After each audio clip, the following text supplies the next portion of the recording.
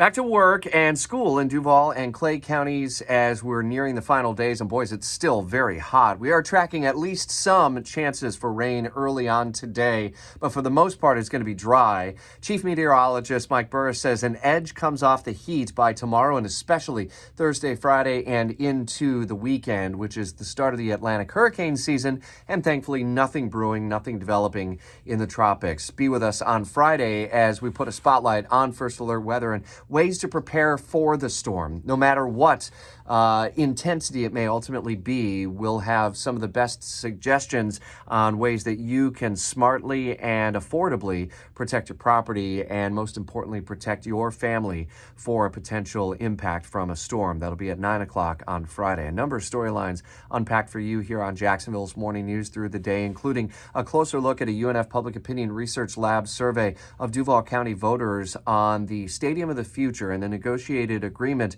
that lands before Jacksonville City Council members soon. There are two more of those community huddles this week, the first one on Wednesday.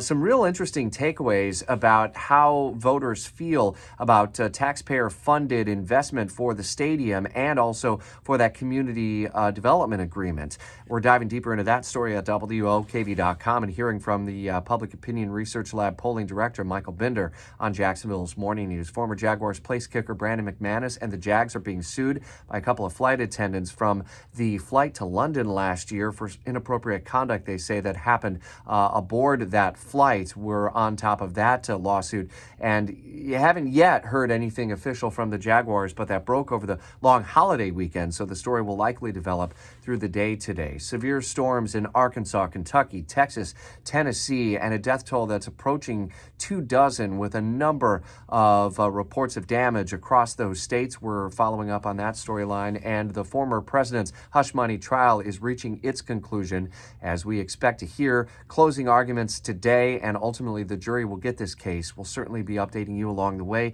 Get breaking news alerts, severe weather alerts, traffic alerts sent right to your mobile device when you download for free the WOKV app. So last week, the payroll payout too. So two more chances to win $1,000 at 8 a.m. and 10 a.m. and throughout the remainder of this week before it goes goodbye. So make sure you're listening and you have a chance to win that $1,000 from your friends here at 104.5 WOKV.